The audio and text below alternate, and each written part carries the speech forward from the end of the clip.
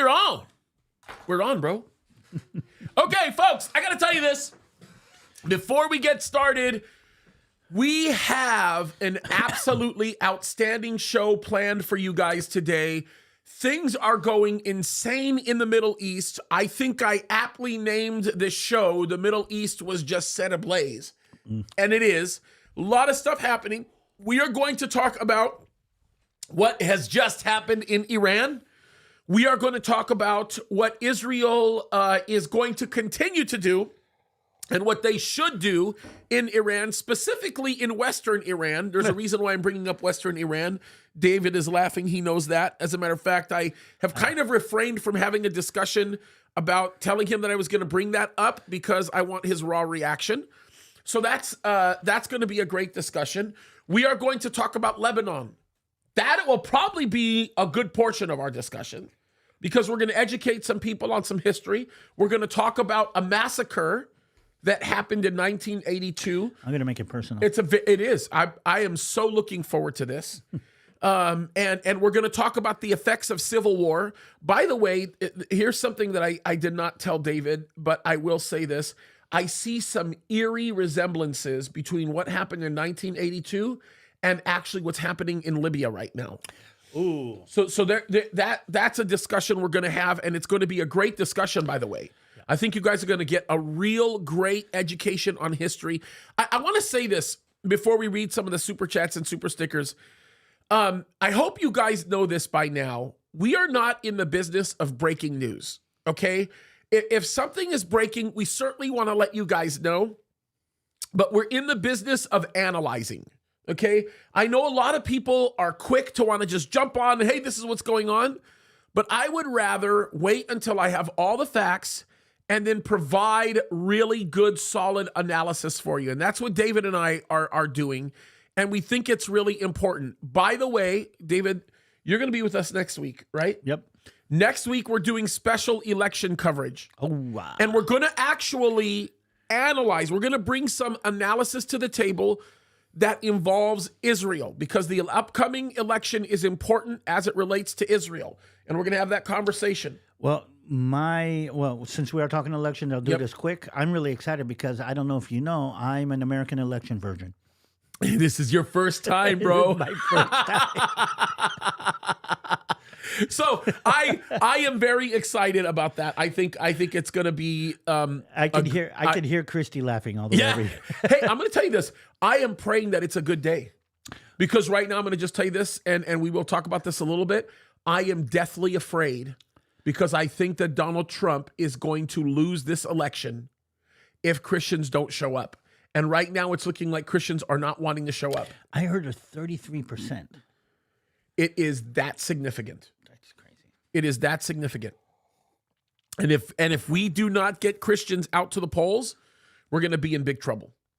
It's not going to be a good result. Do you have the dynamic? We sometimes in Israel have on elections where somebody can bring somebody to vote, meaning would it be possible to say, if you know somebody that is Christian and not planning on voting, would you reach out, talk to them, and say, we'll take them to vote? Yes, please do that. I think that's beautiful.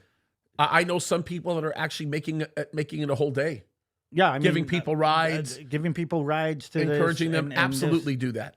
Sit down and have a conversation. Okay, and I'm going to say something else. If you know of somebody who needs a ride to the polls on election day, let us know. I mean, can we kind of use our platform for that? So let me just simply say this. By the way, this is totally spontaneous. Yeah, this is. So let me tell you the easier way to do this, because this is really, really important. I want to give you guys some perspective.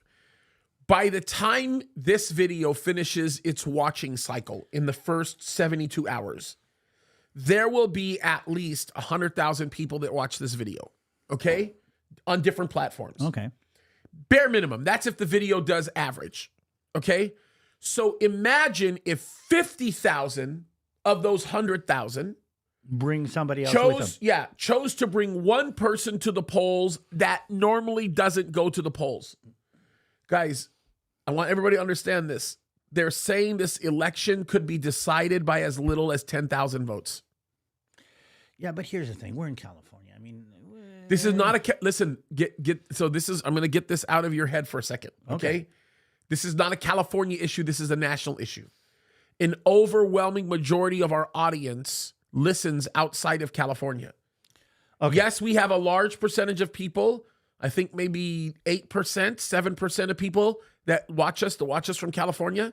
But this is a very national audience, and it's super critical that our audience go to the polls. By the way, California is a lot more likely to turn red than people think. Really? Yes. The problem is if Christians continue to choose to be apathetic about showing up to the polls, that will never happen. And I need you guys to show up. I need you guys to take this seriously. I need you guys to really understand what's happening and what's at hand here, because I'm telling you, we're talking about Israel. If you care about any of these things, you've got to show up. It is super critical. I cannot emphasize this enough. So, yeah. So really, really important. And when you show up, you cannot allow Kamala Harris to become the next president of the United States. She is literally the devil. Okay? She's an evil lady. And I have no problem telling people that she's an evil lady. I have a hard time calling her the devil. My goodness. I'll call her Bilam's donkey more than I'll call her the devil. Heck no. Let me just, I'm going to educate you. No, she's not smart. I'm going to educate you in a biblical precedent for just 1 second, okay? When you talk about Bilam's donkey, let me make something very clear to you, okay? He may have been a donkey, but he actually spoke God's word accurately. And he saved a prophet of God from getting killed by an angel of the Lord. I hear you. So by calling her Balaam's donkey, you're actually complimenting her. Okay. She is not a representative of God in any way. So she's harder. Think about this. If she is hardening her heart in the face of the word of God and the prophets being spoken to her, she's way worse than any kind of donkey that's out there. My problem is I feel like she's so stupid. Bro, do not make the mistake of thinking that she's stupid as much as understanding that the level of sophistication that she carries with respect to her capacity to manipulate is at an all-time high. She reminds me a lot of Alexandria Ocasio-Cortez. Alexandria Ocasio-Cortez may be one of the dumbest human beings to ever walk through the doors of the Capitol building. And somebody's talking about making her the speaker Yes, but listen to this. She is absolutely a dark horse. And I'll tell you why. Because as absolutely ignorant as she chooses to be, she is very, very, very good at manipulating people. Yeah. So do not underestimate the capacity of Kamala's handlers. Whatever you do not convince yourself that this election is in the bag, people. Well, we know because I'm telling you, it's not. We know Obama's not stupid. Yeah, no. And so look, Joe Biden is not a stupid man. He's just lost his faculties. There's a big difference between the two. But I do want to do this because I think it's important to acknowledge this. You guys that are doing the super chats and the super stickers, I want to acknowledge you guys because I'm going to just tell you this right now. You are helping us immensely because of a lot of the demonetization that happens and all of the things that are actually going on. And I think that that's a really, really important thing to just acknowledge you guys and to thank you for what you're doing. You guys are a blessing, and I just want to point that out. So with that, let me just read some of these very, very quickly. And then we'll go to having this discussion, because the discussion is going to be an important one, and it's one that I don't want you guys to miss, especially considering all the things that we're talking about. So, Brad, I'm always scared. Brad, you got to stop this, because every single time you send something, you scare me. Okay, I just want you to know that, because I'm actually nervous to read some of your super chat comments, because you're going to get me in trouble. You're going to get me kicked off, not just demonetized. But the thing is I can't resist, because Brad is so dang smart. So that's the problem. That's the problem with Brad's comments. Anyway, thank you, Brad. He says this weekend, the Dems pulled a publicity stunt having Tim Walz play AOC in Madden football. The original plan was to have them play Call of Duty, but Tim Walz kept running and couldn't load his gun. I don't know how many people are going to get that one. But that's a very funny one, by the way. I want to thank you, Brother James, Brother Dale, Brother David, Brother Kurt, Billy Crone, Jack Hibbs, and others for allowing God to use you in my life. As a fellow minister, I salute you all for being faithful to his call. And Brad, I want to thank the Lord for you being used in my life and in the life of this whole audience, because so many of the stories that you have found and researched for me have gone out to the rest of the world. So God is using you in an amazing way, and you're one of us, and thank you, bro. Mr. Red, you say, I'm hearing the CIA is planning to put these Holocaust-type camps in Gaza. Will Israel doing anything about that, or even know about it, or is it false news? I also been hearing it's a sin to eat bacon. God bless you both. Okay, first of all, if it's a sin to eat bacon, then I'm probably going to hell. Number two, I'm almost certain that the CIA rumor is false. I think it's debunked. I think it's false CIA news. creating Yeah, what? yeah. We'll talk about that a little bit later. But it is. I just want to tell you, Mr. Red, it's false. I can never say I'm absolutely 100% sure, but I've heard this discussion being had, and I am certain that it's fake news. Okay, I know how they got to that. yes, I know, got and it's territory that we have to be very careful of. I got Thank it. people like Candace Owens and several others that have helped to.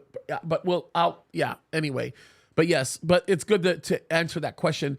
And then Bad Trumpet, you say, just here to toot my own horn. I'm not new, and yes, I'm a bad trumpeter. I'm a bad trumpet player. If I come out again, I'll play for you.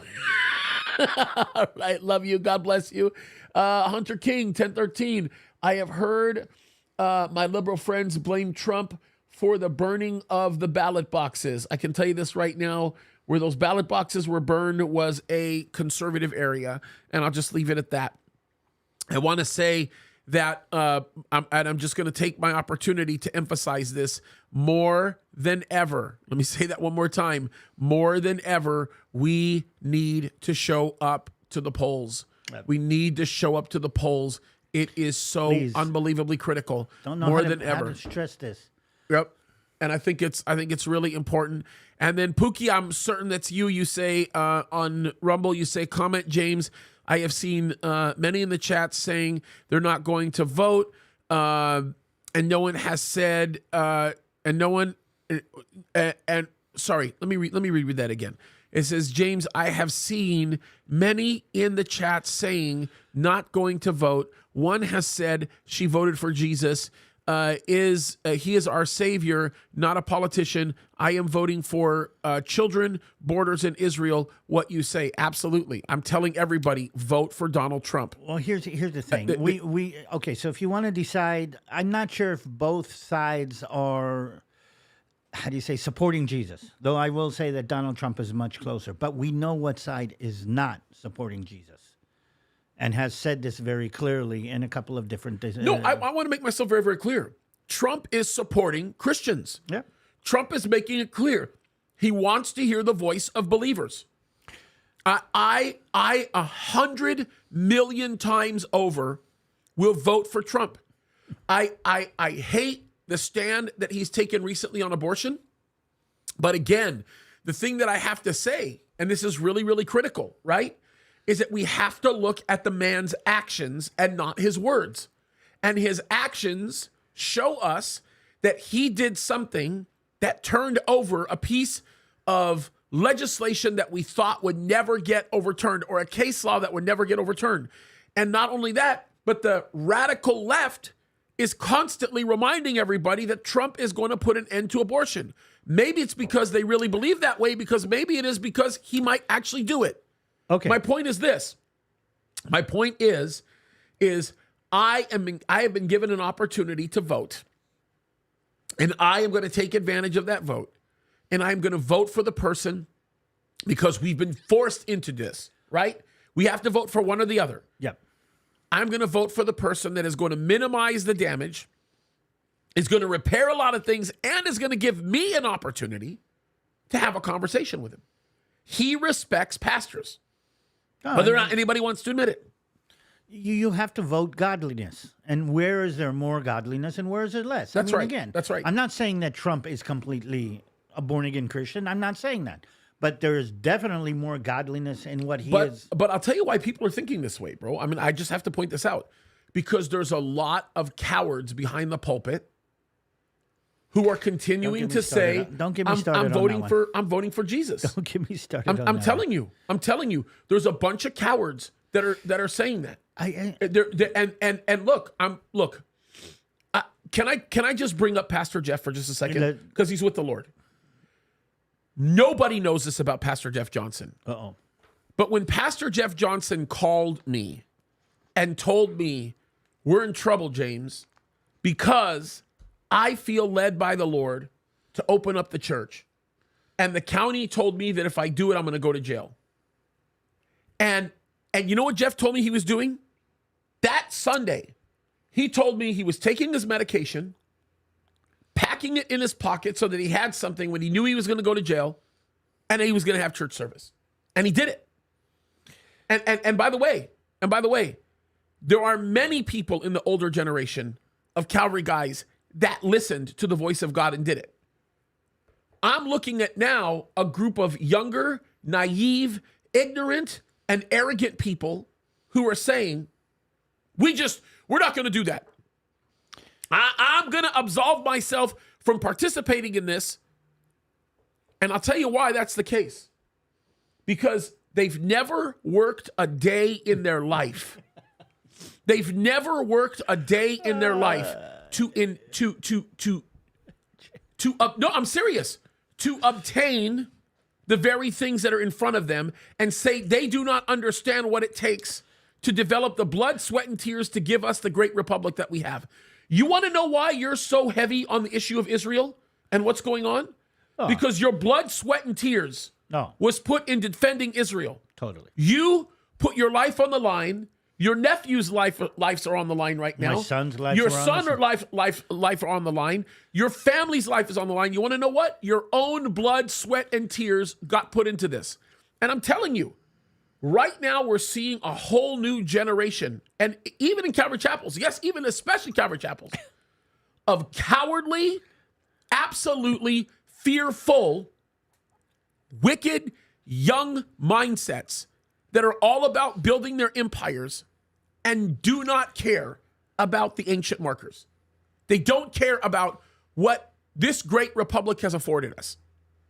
And I'm sorry. I have no problem saying it. Not only the republic, this great republic has allowed the Calvary Chapel movement to grow.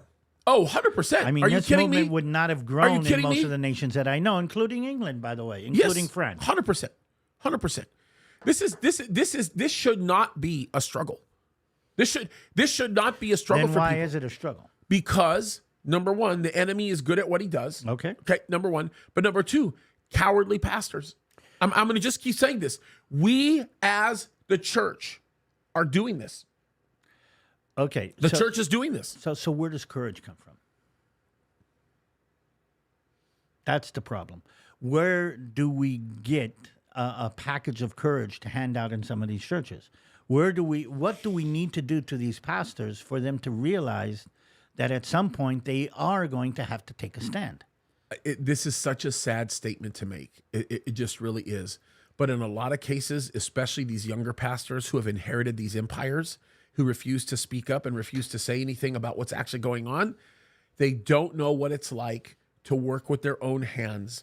They don't have equitable skills other than the very things that they've inherited to be able to do. They're worried about what their congregations are going to say. They're not idealistically driven. They're actually driven by the very things that are going to line their pockets. That happens in a lot of situations. Or they are selfish and not selfless. They don't have what it takes. And as a result, because they're not in tune with the Spirit of God, because they're not listening to the voice of God, they can't possibly tell me that God is leading them in this. Look, I was talking to a group of people recently who told me that God was leading them in a specific direction. And my thought was, like, when someone tells me God told me, I kind of have to let it go. But the one thing that I will tell you is I know for a fact God never told them that. And I can tell you, I can prove it biblically. Because how in the world can you listen to the voice of God when you're not sober enough to even distinctly understand his voice? If you're drunk out of your brain and someone comes up to you and says, "Hey, that guy told me that," are they going to give you an accurate assessment of what's being said? I get you, and I'm going to be careful, but I want to bring up something that again sounds weird to me to say it like this, especially on the eve of elections. But is the church supposed to be a democracy? No. There you go. Yeah, but what's your point? Tell me what your point is by that. Okay, so in many cases, these pastors are saying, okay, what do the people want to hear? Or what do the people not want to hear? And let's go according to the rule of the majority or the feelings of the majority and not cross over lines that we think that the majority is not going to touch. That's brilliant. Okay, so they'll look out at brilliant. They'll look out at the church and they say these people want to hear this and they don't want to hear this. Yep. And if my role as a pastor is to feed them the food that they think that they want. Yep. Now we all know that McDonald's and French fries are not healthy, but we all know that we all want French fries from McDonald's. But in this case, it's not even French fries from McDonald's. It's poo-poo. Oh, wow. They're feeding these people poop. Well, here's at least the French fries at McDonald's taste good. But your point is well taken. You're right. They're looking out and they're saying, okay, let's do this by majority rule.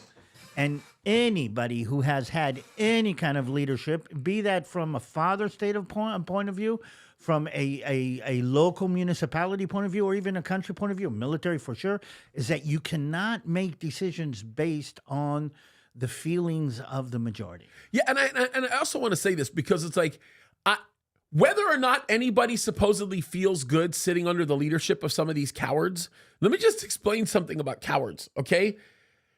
And this is me speaking to anybody who's sitting in a church where they've watched their pastors cower about these issues. If you have a pastor, you're going to a church right now and you have a pastor that isn't talking about abortion on a regular basis, is not talking about Israel on a regular basis, especially Israel.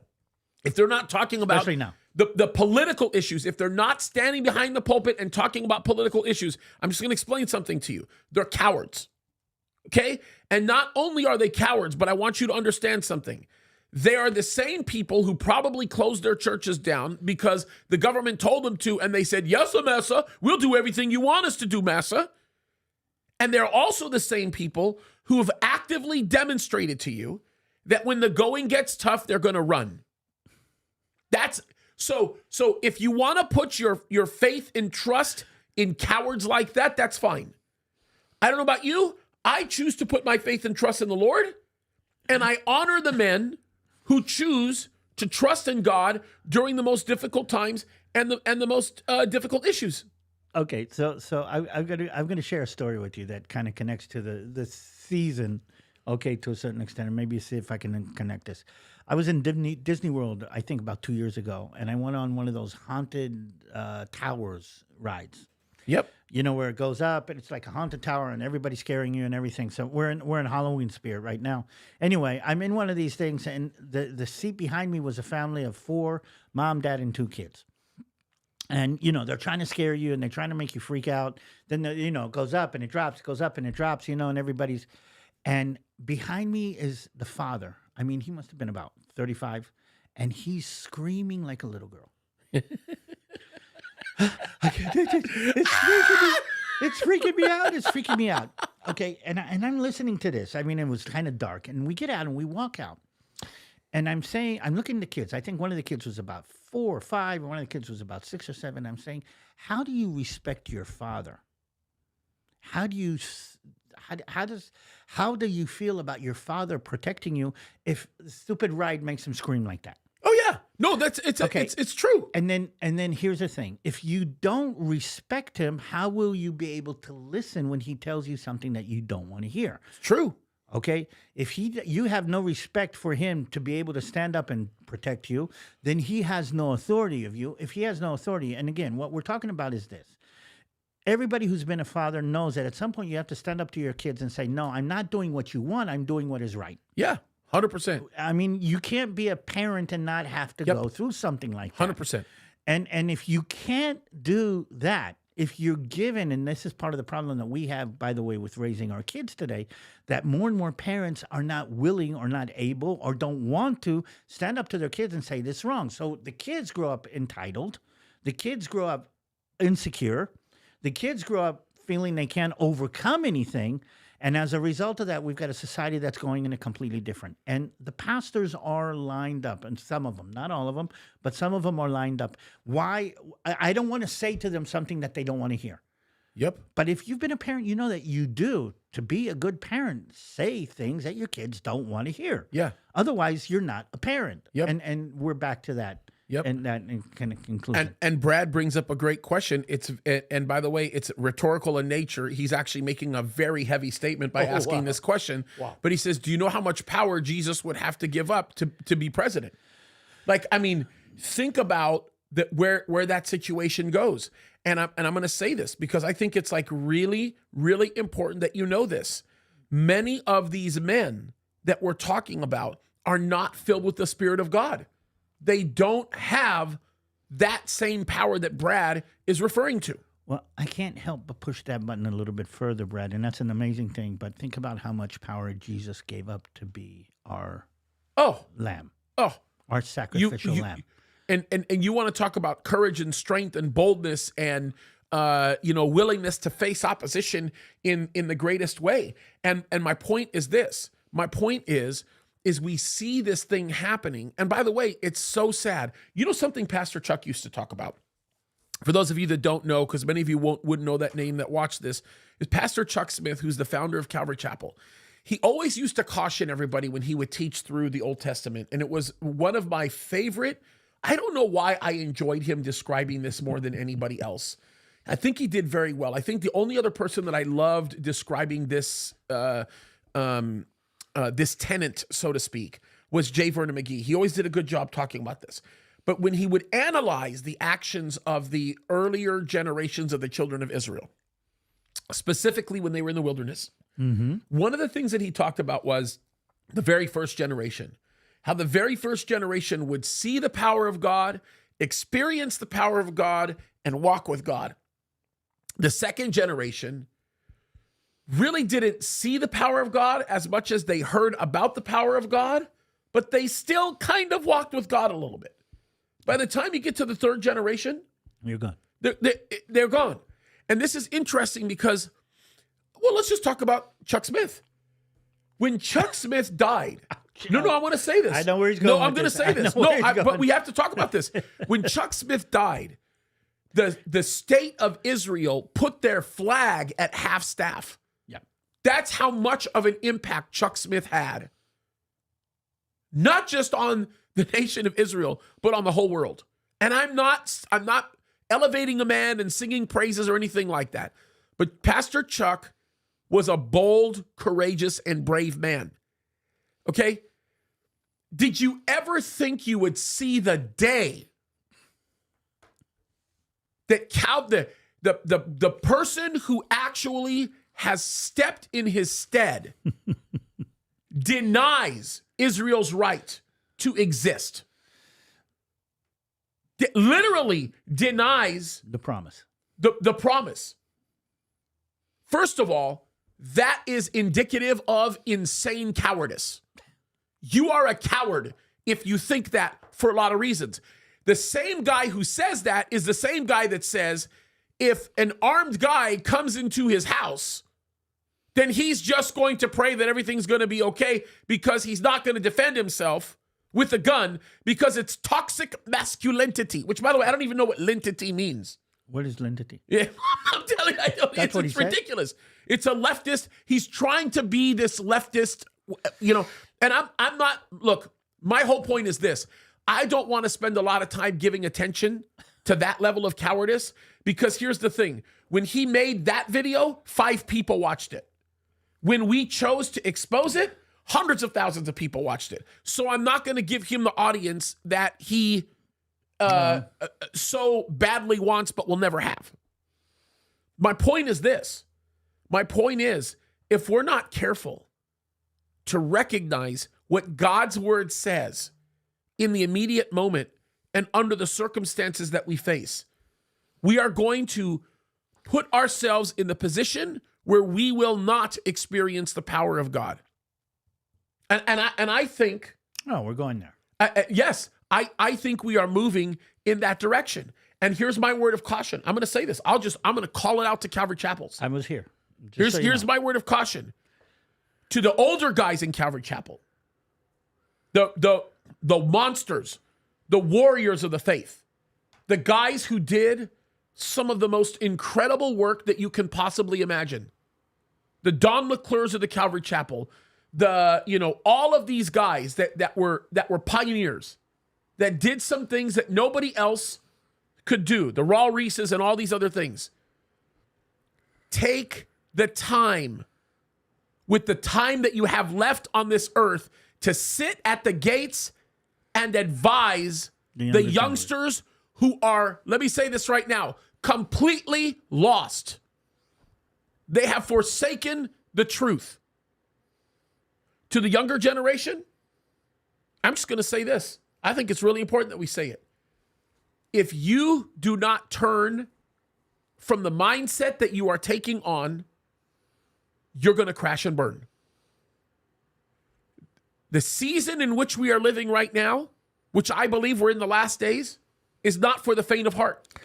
It's not for the weak. No, critical seasons have never been for the faint of heart. Bro, can I modify my statement for just a second when I say it's not for the weak? Let me just simply say this. It's not for the people who think they can function on their own strength. That's weakness to me. Interesting. The season that we're in right now was created for the broken, who are willing to say, God, I'm so broken that I'm trusting in you to intervene on my behalf. And the only thing I'll hold fast to is being true to what your word says concerning the moment that we're in today. Okay, I'm gonna stress something, and I don't know, maybe it comes from my background. One of the things I remember when I was 19 or 20 years old, went into Lebanon for the first time, is that when you come to critical junctures, you make decisions in the same way that you make decisions about non-critical junctures.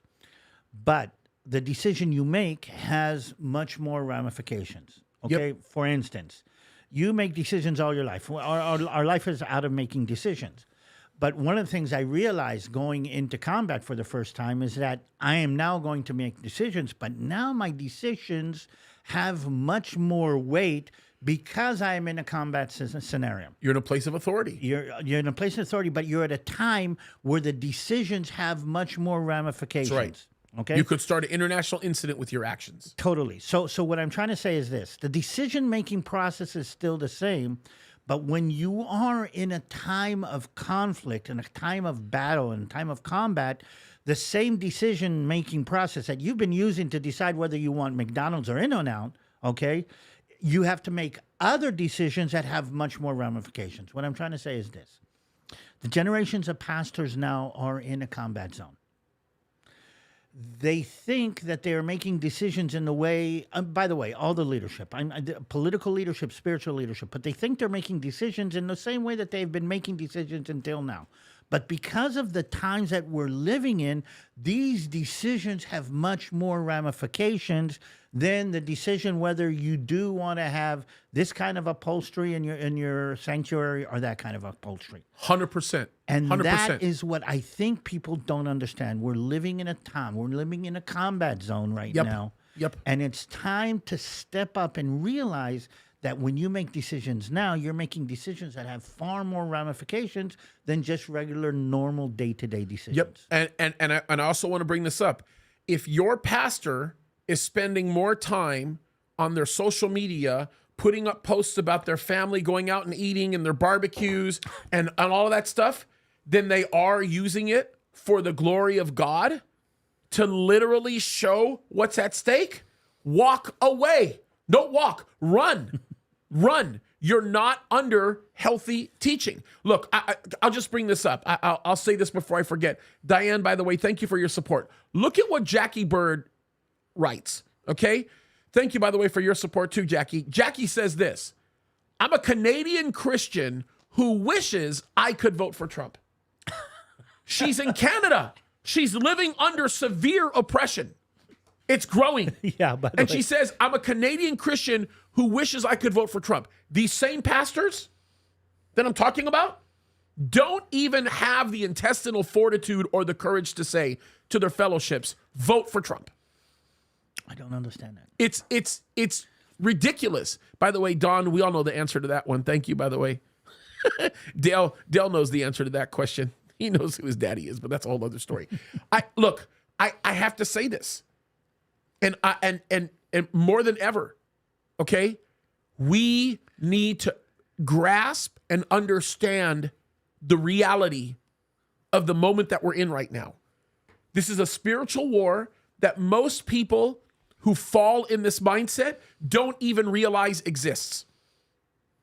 And the problem is, if we get to the point where we recognize this, we see what's going on, and we don't act, you're worse than the person who's oblivious to it.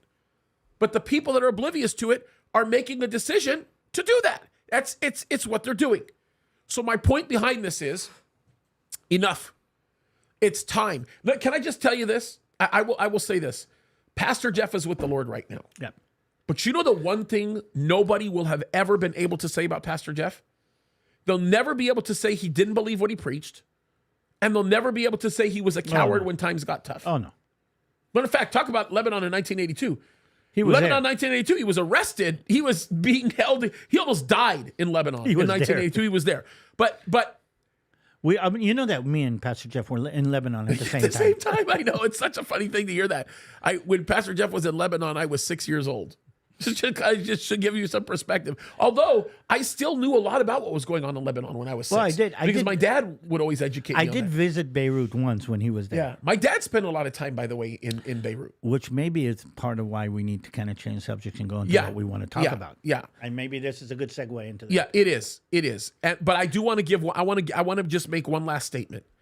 The people that go, let's not even talk about my church. Let's just talk about Jack Hibbs. Mm-hmm. The people that go to Calvary Chapel, Chino Hills, will always be able to know that their pastor is a bold and courageous man, and is not scared. Yeah. You know the reason why some of your Bible studies have been so dang good when you've been going to our church? Because you know what it feels like for the existence of your people to be threatened. Yep. And God stepping in and intervening on behalf of you and your people. We're there again. It's there again. a completely big deal. And we're back in a biblical style event. And what I always think about this. I mean, how would you feel if you were living in Egypt during the time of Exodus? When you saw all of these events coming up? What would you, try to imagine feeling that if you were living in Jerusalem at the time of Jesus teaching and being crucified in Jerusalem, and you're seeing all of these events, and later on you look back and you say, wow, I was there. Yep. How would you feel when, when you live through events that, how would you feel if you were living in Portugal, seeing the Jews being banished on one side, and the Santa Maria, floating across, or in Spain floating out the other side? We're living in these level of events times. You're going to be able to look back and say, okay, look at the people who lived through the Greatest Generation, okay? Through World War II, and if you go back to what was happening in the world in World War II, it's on a different level from where we're back at that kind of event or kind of intersection from a historical point of view, and you're living through it. And that's my issue right now. That's the issue that I feel obligated to discuss and to talk about, because we are at a significant intersection right now. We're at a roadway. We've got. Let me just lay out the issues. Okay, this is super important. Okay, we have a major operational success that just took place in Iran. Mm-hmm. I don't know if we're going to have the time to talk about what happened in Western Iran specifically. Okay, but let me just simply say this: this is beyond the level of Operation Grim Reaper. This is the kind of what Israel did in the last 48 hours. Is the kind of stuff you read about in comic books. Is the kind of stuff that if you were to come to me a year ago and said there's one nation that will do this to another, you will say, first of all, even if the technology exists, good luck navigating through all of the issues. No way it happens. Israel did it. And not only did Israel do it, Israel did it flawlessly. That has caused something to go into effect that's significant. Let's talk about this. We never would have guessed a month and a half ago. You want to tell them what happened? Oh, yeah. Yeah. Well, I want you to tell everybody what happened. We'll never guess, we never guessed a month and a half ago that Hezbollah would be pretty much destroyed. Yeah. We never guessed in a million years that we would see things unfold the way that they're beginning to unfold, especially in the north. Mm-hmm. We never guessed in a million years that the level of precision we would see being deployed by by a combination of the work of Israeli intelligence and the Israeli Defense Force. It's something like we've never seen. Can we give the American intelligence kind of a little bit of credit on this, at least part? What, like the Kamala Harris American intelligence? Let me just explain something to you. American intelligence has been as useful to Israel as about maybe a nice big fat Big Mac to my health. Well, those two documents that were leaked 2 weeks before the attack, or a week before the attack. Yeah. That, by the way, I'm just going to say this right now. I would be willing to bet you. Here's my theory on the American intelligence documents being released. I think. Yeah, did we talk about this? I would be willing to bet the more, because I'm analyzing this, and I don't know if you you know better than me, but these American intelligence documents that were released, I would not be surprised if Israel were already aware of the breach that existed with that intelligence leak and used it to play the game. Yeah. We know that that's what they did, but how they did that is remarkable. So maybe we start by talking about Israel's operation 48 hours ago. I think people would stand to hear a pretty powerful picture of why that was so significant. Talk about that for a second, and then let's get into the bigger. Let's expand it and get into the bigger issue. Well, the technical aspects are basically that. I think the last number we heard is 140 aircraft took part in an operation called Days of Repentance. I think it's such a aptly named operation. Well, it's just brilliant. Israeli news is saying that the AI actually came up with that one. I don't know if that's true. I don't think that was AI. That may have been God. Anyway, that's a whole other. But basically, took off from Israel, flew over Syria, flew over Iraq, and somewhere over the eastern part of Iraq, let go of the ordnance that made its way over the mountains in western Iran and into downtown Tehran. It turns out that we took out all of the anti-aircraft radars. Okay. First. All right. Well, we took out some of them in Syria. We took out some of them in Iraq along the way. Yeah. Then we took out the anti-aircraft radars in Iran, and then hit. And by the way, southern Iraq is where they were taken out. Yeah. Which, by the way, is. I wish we could take the next hour and tell you why that's such a crazy thing, just so you know. But anyway, that's beside the point. So what happened to a certain extent is that Israel actually went in and did achieved two major goals. One is taking out Iranian anti-aircraft or air defense capabilities, both actually and futurely, meaning they're not going to be able to bring them back up anytime soon. By the way, big egg on the face of the Russians and the S-300 and the S-400s. By the way, make sure we go back and revisit the Russia conversation. Oh, because there's some very significant stuff. Russia has been eerily quiet about all of this. Well, I have an idea on this. I think my prediction was right, but that's a whole other story. Well, let's go to that. I mean, did we talk about North Korea and Russian connection? I mean, that is go there? Wild. That's wild. Okay, so here's it. They took out the anti-aircraft defense, and then they hit a series of military installations that actually, according to what we said, according to what the Americans said, and according to what the Iranians said, were mostly zoned into their ballistic missile manufacturing capabilities. Yep.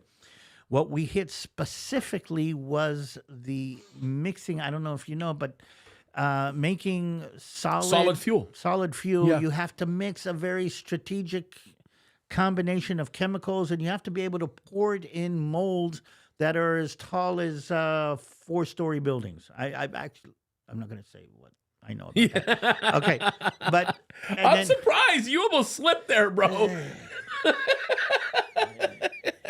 Woo! You got to be careful. Yeah. Well, let's put it this way. We don't want Mossad agents knocking on our door. I'm not saying anything that isn't. Well, you want a weird thing? I'm driving back and forth from Seal Beach. Okay, and there's a military establishment in Seal Beach, Right. that has a building that I kind of recognize its ability to do some very specific things, and it's more than 4 stories high. Oh yeah. Okay, but only somebody who knows what's there and what that is. But to make the long story short, we actually crippled their ability to mix and to pour solid fuel, which is a prerequisite for ballistic missiles and in some cases cruise missiles. Okay, and that's a major blow to their ability. And there are a couple of secret facilities that were actually taken out, mostly like we said, on the western side of Iran, and Israel went in, did that, and flew back. And all of our planes returned in peace. And we actually, here we go. We emphasize the fact that we can do it. We emphasize the fact that we're willing to do it. We emphasize the fact that the reason that Iran has any kind of nuclear capability today or any kind of oil manufacturing capability today is because we've decided not to take it out. We've agreed not to take it out. Meaning we have the ability that we're not, and the problem is not the ability. The problem is we're letting the Iraqis have their oil facilities still in place. And we've kind of conveyed to the world that Israel can take out anything within a radius of 2,000 miles of where we are. Oh yeah. And by the way, should we talk about the remarkable capacity of the IAF and the IDF to be able to take their assets and move them in a way that was literally untouchable. Now, the prominent theory with respect to Russia being quiet, I just don't even believe it. I don't even think it even matches what's conventional. The one thing that I will tell you with Russia being quiet is I am almost certain that Israel had a conversation with Russia and basically told Russia, we have to do this. We're put in our position. We want to tell you right now, get your operatives out of these areas in Iran. We're going to strike these S-400s. We're very much what they do in Syria. If that remember that last attack where they went up that whole pathway into Aleppo? Yeah. Same thing. We flew over S-400s in Syria and in Iraq. Same thing. Okay. Same kind of situation. Same situation. What I think is remarkable here, what I think is strikingly, this is where we get into comic book territory, okay? Is that in the history of modern warfare, we have never seen any sequence take place with the precision, the coordination, and the level of accuracy as we watched Israel do with Iran.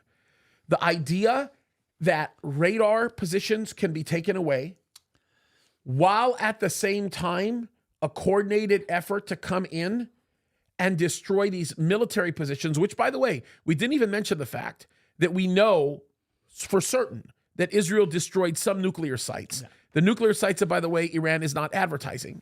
Okay? The way that they're defining them is sites that in the past had been used for nuclear research. Yeah. That's a definition. Yep, that's exactly right. Okay, by the way, I'm going to not agree with you on that one because if you go back to the beginning not agree with me on which one? We've never seen something like that. The operation where Israel took out the air forces of Egypt and Syria on the 6-Day War. I'll win this one. Go ahead. No, I'll tell you why I'm going to win it. Because I had this conversation with somebody else. Oh, okay. So no, bring it up. No, this is good. This is a good conversation because the 6-Day War is the thing that gets brought up when people like me make the statement I make. So I'm going to skip that one. I'll go to another one. No. The 6-Day War is good. No, let's come on. What about the Entebbe attack? Still, no one's brought up that. Nobody has brought up that one. Okay. But no, I mean, you gotta you'll help me hand make it my to them. point. But you'll help me make my point. Yeah. Okay, tell everybody what happened in that specific attack, because this is very important. 6-Day War. Israel decided to take out Not 6 day, but Entebbe? yeah. on Entebbe attack. A Air France airliner was hijacked. Yep. The terrorists, who were basically Germans helping the Palestinians, separated the Jews from the non-Jews, sent the non-Jews home, took the airplane with all the Jews on them to Entebbe, which is in Uganda in the middle of Africa. This is, by the way, the heart of Israel. The courage of Bibi's brother. I'm sorry. I'm jumping. So they were set up in Entebbe under Idi Amin Dada, who was the Ugandan dictator, and basically they were negotiating to have Palestinian hostages released. And again, this was, okay, we're doing this, you can't do anything. Israel put 2 commando teams on C-130 Hercules aircrafts, flew them under the radar in Uganda, landed them on the tarmac at the Uganda airport, rushed in, took out the terrorists who had no idea that they've got, they didn't think this was a silencers possibility. and everything. It's amazing. Silencers and everything, and including landing a car that looks like Idi Amin's limousine in one of them, and actually totally rescued all the hostages. One hostage was not on site, so she was executed. And only one casualty in the whole attack was when a Ugandan sniper saw the commander of the Israeli forces standing on the tarmac and kind of directing traffic, and he stuck his head up above the railing and shot him. Turned out that his name, the commander of the operation, was Yoni Netanyahu, the brother of Bibi Bibi's Netanyahu brother. Today. And they all got in the airplanes and flew back to Israel. By the way, I hope to interview Ido, by the way, very soon. Again, I already did, but he's a friend of mine. He's a very sweet man. I hope to interview him again soon to talk about his brother, because that operation was remarkable. But here's the reason. But think about the intelligence. Think about the, how do you say, I'm not going to use the military terminology, but the goal of the commander who had to sign off. I think it was Rabin, if I remember. No, it was correctly. Rabin. Rabin called Yoni in his office. Yeah. And said, brief me on this. Is this even a possibility? Yeah, the story is remarkable. But check it here's out. the thing. It's called the Entebbe Raid. There's a couple of movies about it even. But my contention with that is you're comparing apples to oranges. I don't want to sound disrespectful. Okay. Because that really is one of that operation right there speaks of the heart of Israel. Like But the operation in Iran does too. Yeah, it does. But the 6-day war. So Yoni's operation, completely different, because you're talking about different circumstances. You're talking about a hostage rescue operation. It's a function of precision. We've seen many of these operations happen, not quite at that level, right? But we have seen that. So it's interesting. 6-day war, a lot of casualties in the 6-day war. Okay, the kind of casualties that are still to this day being felt by Israel. The pain involved in that, just like the casualty of Yoni's operation. Yeah. But what is strikingly insane about this operation, and what makes it stand out differently? No casualties. That's right. Nobody. No casualties, no losses. And by the way, we're not just talking about a quick in and out. 3 hours. You're talking about 3 hours. And by the way, that 3 hours was after the phase 1, which was about an hour and a half, phase 2, another hour, and then that phase 3 was 3 hours of just constant bombarding. Boom, boom, boom. Air refuelers in war territory, in actually Over Iranian Iraq. airspace. Over Iraq. Or Iraq. Over Iraq. The refueling was done over Iraq. Yeah, I stand corrected. But I mean, just amazing. Even over Iraq. I mean, come on. So Unprecedented. again, unprecedented. And here's the thing. The threat was not only that we wouldn't succeed. Can you think about what would have happened to Israel if somebody could show the remains of an Israeli plane that was shot down over southern Iraq? I mean, think about the tail of an Israeli plane sticking up out of the sand in Iraq. That would be a media frenzy Could you for imagine? all the enemies of Israel. And Could you imagine? Somebody took a chance for that not to happen. So again, what we're trying to say is Israel is on the offensive right now. How much time do we have? We got time. We can go. Okay, but here's my question and what I'm worried about. And again, we're seeing Israel have actually changing the situation in Gaza. We're seeing Israel changing the situation in Lebanon Rapidly. and we can go into that deeper. And we're seeing Israel pushing back on the way that Iran never thought possible. My question is, what is the final result? This is the conundrum. This is the issue that we're facing. How about we do this? Because this is important, right? I've just laid out a series of remarkable operations that have really changed so much. Okay? It's beyond my capacity to begin to be able to describe to you. Okay? But now we have some big problems. First of all, we have the problem of Gaza. Gaza, I think it's already settled by Israel. There's no circumstance on God's green earth that Gaza can be unoccupied by Israel. And when I say unoccupied, meaning security being I'll tell you what it looks like is going to happen, and it kind of looks like it's turning into that. Philadelphia corridor, which is we've talked about this many times, which is the line that connects Egypt to Gaza, is going to be in Israeli control. The Netzarim corridor, which actually splits the Gaza Strip into two, will be in Israeli control, and we'll be able to go in and come out easily on that one. And the rest will be up to some kind of negotiation. I think that's going to be the final situation. Israel will not allow that to happen any other way. I don't think Israel will allow itself to get out of there. Yeah. Okay. So that's the Gaza. And again, I just now saw a message come in that the Hamas is willing to check out new options for the ceasefire and hostage release. Yeah. What they're talking about. So the offer that they're putting on the table, which is obscene, I think it's obscene, is full withdrawal from Gaza. Mm-hmm. Not a single Israeli soldier, not a single Israeli official, nobody, right? And we'll release the hostages. You know what I would say? Shove it up your rears. Yeah, but here's the Give problem. us our hostages now. Here's the problem, but I want you to remember this is the mindset, because I want to go to Lebanon with this and kind of connect this. Because here's the thing.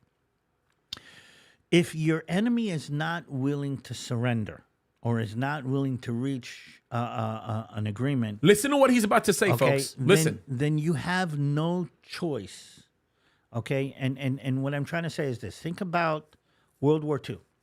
Think about the Pacific Arena. Think about the United States of America putting billions into a new technology to change the situation in the war. And think about the fact that if the Imperial Japan had not surrendered after Hiroshima and Nagasaki, the United States of America would have had to conquer the Isle of Japan. With everything that means. Meaning, if they had not surrendered, what would that have meant from a military, geopolitical, and even a blood situation for the United States of America? If they had been so motivated that they were saying, no matter what, we're not going to give up, we're not going to give up, we would have had to send Marines to land in the Bay of Osaka, and we would have to send Rangers to conquer Tokyo. Okay? That's what you need to understand. So what happened in Hiroshima and Nagasaki actually stopped the war at that point. But imagine if the enemy was so motivated that it wasn't willing to surrender. Yep. And here's what I'm trying to say. Gaza, and to a certain extent Lebanon, I think we've got a similar situation where Israel has pulled off the most amazing strategic attack. We've done... I don't know. Again, I can't help but make the historical correlations. Anybody remember the Doolittle raid? Oh, yeah. Okay. Yeah. That's the pagers, but much more because we put the enemy. We proved that we can enter. We can go in. We can take them out. We've got the enemy on his back foot. I mean, there's nothing Israel isn't touching. Surrender already, so we don't have to conquer all of Lebanon. That's right. And they're not. And by the way, The IDF operations right now with respect to what they're doing in the tunnels is also brilliant in that they learned a big lesson. If you remember the last time I was in Israel, me and you, I would tell you all the time, David, I'm praying for the kids. I'm praying for the kids, because they were going into the tunnels in the south, the southern in Gaza, and they were also going into the tunnels in on the borders, southern Lebanon, and they were losing their lives. And the reason why they were losing their lives was because they had to go into those tunnels to actually defend the positions of innocent Palestinians or Arabs. Let's just say civilians. That's probably the better way of putting it, right? And they were giving their lives. Israel got wise to that. Israel's saying, if you're in these tunnels, you're an enemy combatant, and you're going to die. Now, the good news with them doing that is the way they're destroying these tunnels now is not with bunker busters. The way that they're destroying these tunnels, yes, they're taking not only that, but they're also finding the areas that are rich with all of the explosives that are being stored by these terrorists. And they're bringing their engineers in there, they're planting explosives, and they're blowing up the tunnels using their own stuff. So what happened, okay? It's brilliant. I'm sorry, but I can't help but kind of laugh, because I was talking to my mom this morning, and she actually told me that she gets an indicator on her phone, okay, about the northern part of Israel, because my brother lives up in the north. And usually it's an indicator of missiles that come in. But she said, I woke up one morning, I got an indication that there's an earthquake. I could have seen that one coming. They're registering like 4.8 on the Richter scale. There was an earthquake alert in northern Israel. It turns out it was because that the Israeli engineers had blown up a huge explosive depot underground under one of the mountains in southern Lebanon, and that registered as an earthquake in the whole northern part of Israel. Okay, but here's the thing, and what I want to do is take a couple of minutes so you understand the complexity of this situation, because again, I come with a little bit of history and a little bit of background. So I'm 19 years old when I go into Lebanon for the first time. And you need to understand, we went into Lebanon to clear out the PLO that was using Lebanon for their reasons as a base to attack Israel. Yep, 100%. Which sounds very, very familiar. Yep. And we go in and we said we were going to clean out just a strategic area on the border so we cannot be attacked from there. Yep. But the attacks kept on coming. Yep. So at some point, Israel says, wait a minute, we have to push a little bit further. And again, I can show you a map, but it doesn't really matter. The question is how much further you want to go in. And at some point, the government of Israel realized that it's not going to end unless the enemy doesn't want to attack you. Meaning not only they cannot attack you, you can't put a wall between yourself and the enemy that's big enough, because at some point they'll either go through or under or above, and that's what happened to us on the 7th of October. So Israel decided that we will create a situation where we will clear the PLO out of southern Lebanon, which we did. We put them on ships and sent them to Tunisia because they lost the battle against us. And we were hoping that Lebanon would create a more reasonable government in southern Lebanon. Yeah. There is an agreement in southern Lebanon that is called Agreement 1559, which was the basis of the Lebanese government that says Lebanese government ruled by the Lebanese people, one Lebanese army. That's it. No other faction, no other function will be allowed to carry arms in a military sense. That is the basis of Lebanon. And we said we will implement 1559. There will be a Lebanese president. There will be a Lebanese military. And we actually helped them create a functional situation. The problem is that the PLO had been so terrible to the Lebanese people that the minute we handed guns over to the Lebanese army that was mostly Christian Lebanese, the minute we give them guns and we allow them to have control, they took the guns that we gave them and went and actually exacted a terrible, terrible price from the Palestinian civilians living in Lebanon because of what the Palestinians did. Meaning we gave them the power, and the first thing they did is they went and they massacred something like 2,000 Palestinians in Palestinian camps that were still left over in Lebanon. The terrible part about that. Let me get the massacre- name first. Yeah, please. Okay, because if you know anything and if you want to check this out, okay, this is the Sabra and Shatila massacre in Lebanon in 1982. Now, here's the thing. I'm a little baby lieutenant at the time. I'm actually stationed in Lebanon. We went into Lebanon, and the Lebanese were throwing candies and flowers on me, thinking that we would be able to stabilize Lebanon so they would have a good life. Yeah, because they lost their good life. Because they had lost. The terrorists had been terrible to them. And what we did is that when we did kick the PLO there out, and we actually handed over the government to the Lebanese, the first thing that happened was they started massacring each other. And I remember as a little baby lieutenant sitting there, and I'm saying, we're coming here. We're putting on our life on the line. We don't want to be attacked. But here, we've given you your country back. We've given you the ability to take and stabilize the country, have democratic elections, have the rule of government. I mean, here is your country back. I'm giving you the country. And that was used to kill each other across. I sat on I still remember, I sat on a hill between a Shiite village and a Sunni village in Lebanon. And I was stationed there for almost 2 years. Okay, so I get to know the people, I get to know the local government, I get to know the heads of the villages, I know the muhtar in both villages, okay, and everything. So I'm there in the middle. And it was kind of quickly I realized that they hate each other more than they hate me. Oh, yeah. Meaning the minute I leave, they're going to start shooting at each other across the valley. It's true. And what I'm trying to say is this. We're in a certain situation where right now Israel is clearing the Hezbollah out of southern Lebanon and slowly destroying Hezbollah assets. Now, Hezbollah has been holding on to Lebanon the way the drug cartels were holding on to Colombia. Yeah. Okay? And that's the situation. But here's what's going to happen is this. Israel's going to clear out the Hezbollah. Israel's going to clear out the Shiite. What's going to happen? The Sunnis are going to massacre Shiites the minute we move. The moment you mention that massacre to me, it's scared. The Christians are going to massacre the Shiites the minute they move. Now, here's the problem is, again, Israel is going to be found in a situation, by the way, not only in Israel. What happened in Iraq when the United States of America toppled the regime of Saddam Hussein? Yeah. They started killing each other. The Druze, the Kurds were killing the Shiite, they're killing the Sunni, and Iraq is still never become a functioning nation, which is why Israel was allowed to fly over Iraq on the way to Syria, on the way to Iran. What I'm trying to say is we're at another situation where, again, the world is talking about implementing an agreement in Lebanon. And again, we're talking about going back to the UN agreement 1701 that actually was written on ice the minute the second Lebanese war was over. Yeah.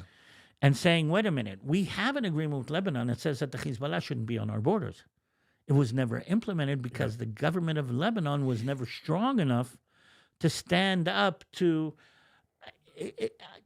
Americans kind of understand the wild, wild west. Yeah. Okay? Yeah. And you got, the showdown at OK Corral because if there was a lawlessness in this areas that were not governed by the government.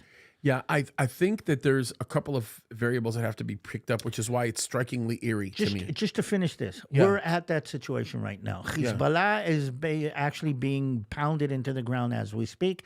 There's going to be a political, military power vacuum in Lebanon the minute Israel takes out the Hezbollah. And the question is now, and if you want to pray for us, I mean, that's what we need to be prayed for. What will happen in Lebanon after we finish taking out the Hezbollah? The massacre, if you guys have not learned about it or researched it, you should, because there's some geopolitical lessons that you can learn from this that are striking.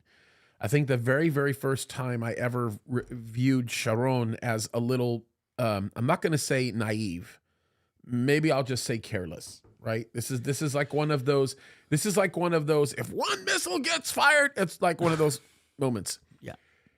The question that I have, and I was told by somebody, I don't remember who told me this, that there was somebody that was part of Israel's security ministry staff that was warning that this would happen, right? But the one of the worst aspects that came out of that massacre, and you'll remember this, was how it gave fuel to the fire of the anti-Semitic sentiment that existed in the Arab world. because the narrative that was being communicated in the Arab world, what was being taught in the history books of little Arab children that were going to madrasa, universities, whatever, was that the Jews knew exactly who they were harming, and they created these strong words, but they use terminology like this. They created a mini crusade. That this is something that they did, and they put it together and they made it happen. Now, thanks to people like Candace Owens and thanks to other people like that, there's already a sentiment that exists amongst some popular media that says that Israel is now going to use its clandestine operators. How about we just say that, right? To create a condition where they will arm people to kill each other, because that's what their goal is. Their goal is to watch people kill each other in the region that is creating the problem. And when you mention the massacre, to me, he said, James, what do you think of this? I'm like, oh, dang. Because that's where we're headed. Yep. And unless Bibi gets wise about that, and I have to be very careful how I say this, because Bibi, I think, has handled this remarkably. I would not look at anything Bibi's done and go, oh, he should have not done that. I think, if anything, even before what happened with Hezbollah, I would have said he should have gone in earlier. Now I recognize the wisdom in why he delayed things the way he delayed it, because it became a more final, outcome than if he had just responded very emotionally and very quickly. But the concern that I have now is that he cannot concede to the idea of providing any level of armament or enabling to any faction or any section in Lebanon to manage the problem that is perceived to have been had until they learn the entirety of the matter. And they're not going to learn the entirety of the matter until they gain control and secure the area, including the DMZ between the southern portion of Lebanon leading into Beirut. Then they can sit down and have a discussion as to how they're going to do this. But here's what I'm worried about. I'm worried about this. We're gonna topple the Hezbollah, meaning whether they're completely toppled or not. It's not done already. It's probably already done. It's already done. Now we're doing that because we don't want them to be attackers of us, and we're doing that because we don't want them to be the the sword on the thread above our heads that Iran is going to take. Yeah, okay, Turkey and Syria. But here's the thing: we don't want anything about Lebanon. But what's going to happen is this, and I'm already hearing it happening. Okay, we're going to kind of topple the Hezbollah, and in the power vacuum, there's going to be a civil war in Lebanon, and it's on its way there. That civil war is going to bring in factions that are not even into play. 100%. Okay, and there are quite a few factions who would like a civil war in Lebanon for them to be able to step in and kind of play a role in that. Be that, by the way, the Syrians, be that the Russians. Erdogan more than anybody. Turkish. Okay, they're going to see that power vacuum. Yep. And we might find ourselves with Turkish forces on the border with us in Lebanon. Or I've actually heard, things like different forces coming in to kind of solve the problem. The thing is that the Lebanese are going to start killing each other the minute we step out of this. Yep, 100%. And if Hezbollah is taken out, and they've been running the government, I don't know if you remember that huge explosion that took place in Beirut. Oh yeah, you remember that? They said it was a weapons factory. Yeah, the Hezbollah was. They were actually accumulating the elements that they needed for explosives. That big ring, man. It's crazy. The video. In the middle of, they've been mismanaging the country. They've been abusing their own people for something like 30 years now. And here's the question: what's going to happen now? Now, Israel doesn't want a civil war in Lebanon. We get nothing out of that. Right. The only thing that we want is Lebanon not to be used against us. By the way, same problem we have with Syria. Okay, and if Syria becomes a playground to attack Israel, we're going to have the same problem. And what I'm trying to say is, again, watching what's going to happen. Syria's on the way. Lebanon's on the way to a civil war, and Israel's going to be blamed for it again. Yeah, I would agree. I would, and I would agree. know. And I'm worried about that. I don't know what the end game in Lebanon is going to be. On one hand, to give security to the people of Israel, and on the other hand, not to create this power vacuum that'll become a free for all. By the way, the United States of America was blamed for atrocities in Iraq. Yeah. After Desert Storm, or what was No, Desert Storm. after Desert Storm? Yeah. And Desert Shield. And I mean, again, you dismantle. Again, these are regimes that work on power. Yep. And if you don't step in to become the power, then the power vacuum will create. And everywhere that Israel ever stepped out of became a place that was attacked. And the thing that you already know, but we didn't mention to everybody, is when that happens, the vacuum that creates also establishes new levels of state terrorism in other countries. Like, for example, Qatar, as we know it today, exists today as a function of what happened partially with Desert Storm, Desert Shield, and what took place in Kuwait, but also is a function of a lot of what happened with Yemen and Iran. And there's a lot to be said about that. A lot to be said about it. So in places of instability, okay, how do you say, nefarious forces tend to say that as a chance or an opportunity to get their fingers in. Yep. And I can't help but make the connection that came up this week. In places of instability, like the problem with Russia and Ukraine, that isn't being solved or resolved in any way, okay, a nefarious force called North Korea has decided to stick his fingers into that. And again, in these places of instability, okay, that's when the nefarious, the crazies, the wacko players say, this is my place to set up shop. By the way, Cuba and the USSR in the 60s was another example. By the way, North Korea has the capacity to be able to help Russia way more than Iran could have ever done so. Not only with weapons and tools, but also with some resources that relate to energy and what they do on the battlefield.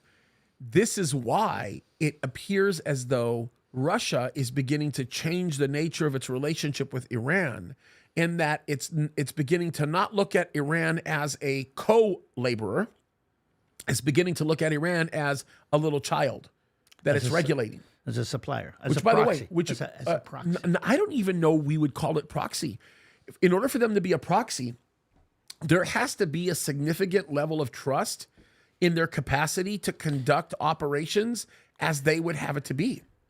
And the problem is, you can't put Iran in that position to do such a thing, because what it'll end up doing is it will end up creating the problem on the other end that you wouldn't expect. And that is the unintended consequence of what happens with the nations that surround them. So North Korea tends to be perfect because of its capacity to be able to isolate itself within the context of what it has. That's a big deal. Okay. So add on one more layer, because we're going a little bit higher. Who's sitting by and going like this, smiling, saying, oh, we love this going on, and that's China. Oh, yeah. Oh, 100%. And China is setting itself up to become more inconsequential than it ever did. And as complicated it becomes between Russia and Ukraine, China's kind of it's complicated as it becomes in the Middle East. China's enjoying a good time, so we're on our way to that, and that's the next connection. And I couldn't help but make the connection between me as a little baby lieutenant in 1982 in southern Lebanon, and what I see happening in southern Lebanon today, which in extension will be, okay, so we take out the Hezbollah, then what? What happens now? Israel doesn't want to conquer Beirut again, doesn't want to conquer Lebanon, but I don't know what the situation's going to be. Yeah, look, I think it's a fair statement to say that the law of unintended consequence, and I'm being sarcastic how I say that, is the biggest issue that has to be considered right now. I mean, bro, you're right. You're not wrong about this. You're more right than probably most people can imagine. And maybe it's because of your connection to Lebanon. Maybe it's because of what you saw firsthand. Yep. But you're scary right. Like that scares me. We're on the way to more Sabran Shatilas. But the problem is, this is gonna sound so wrong, right? It's gonna sound like so bad. That's gonna happen. They're gonna end up killing each other, right? The problem is at what expense does that end up having in the name of what takes place with Israel? Lebanon is to Turkey and to Syria what Syria is to Russia and to Iran. In other words, Syria and Lebanon have this interesting thing in common, and that is, in the world of Ezekiel 38, they're not mentioned. But at the same time, they have geographical significance because of the proximation to Israel. So when Turkey acts the way it's going to act in this Gog-Magog alliance, Lebanon will become to Turkey what Syria will become to Russia. Interesting. When Russia is being led to come down into Israel. Interesting.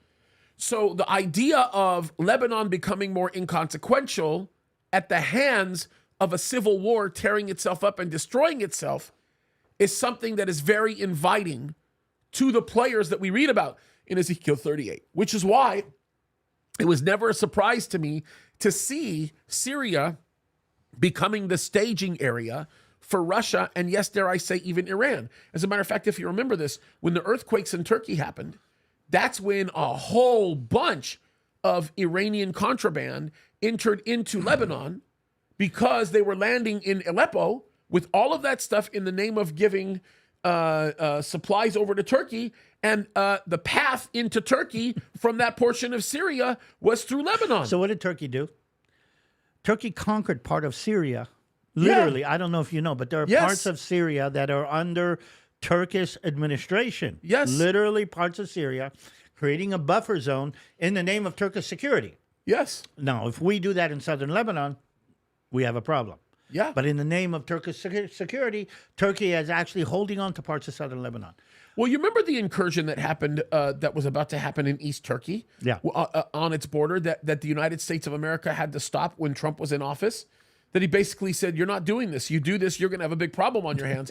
And then there was a little DMZ that was created in that little strip that was just above the northeast section of the Mediterranean. Again, when it happens in Turkey, nobody's talking about it. When it happens in Israel, everybody's it's talking the whole world is. So I thought it was interesting to bring up the Sabra and Shatila connection because we're on the way, I think, to something similar. And check it out if you haven't. Check out 1701 is the UN agreement that is supposed to be. And again, Israel is on its way to implementing something like that again. Yeah, and again, and you will see that the world's going to be pushing Israel in the next week to implement 1701, and Israel's going to say, wait a minute, 1701 was implemented. I mean, why this? Put a UN peacekeeping force. Wait a minute. There was a U.S. peacekeeping force to be between us to disarm different military factions in Lebanon. Wait a minute. There was an agreement to disarm different military factions. And again, it's like in the South. Hamas is saying, let's go back to the situation that was before. Lebanon is saying, let's go back to the situation that was before. And a lot of people don't realize that Israel is not the same Israel it was before. And that is going to be the critical element. Yeah, it's absolutely true. Okay, so we have been talking for a good amount of time. I don't even know how long. Probably about an hour and a half now. Any thoughts or ideas concerning what you think is going to happen next? I think Gaza is a done deal. I think Israel's going to stay in Gaza, and there's no way around it. I think what Israel needs to do now, and Bibi has been doing it well, not publicly, but doing it very, very quietly, is the separation between Gaza, Lebanon, and Iran has to be made. Yeah. Meaning we're going to deal with Gaza as a Gaza problem. We're going to deal with Lebanon as a Lebanon problem. We're going to deal with Iran as an Iran problem.